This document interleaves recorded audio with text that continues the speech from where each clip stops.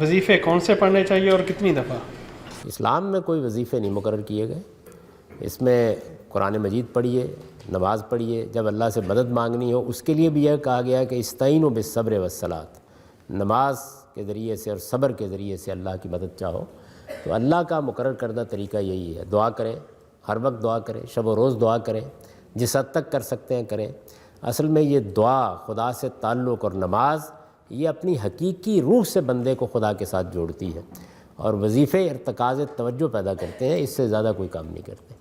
تو اسلام میں اس طرح کی کوئی چیز نہیں ہے۔ تاہم کوئی شخص اپنے شوق سے اچھے کلمات دہرانا چاہتا ہے، وہ کہتا ہے میں سبحان اللہ کر رہا ہے یا الحمدللہ کر رہا ہے، اچھی بات ہے، اس پر کوئی اعتراض نہیں کیا جاتا۔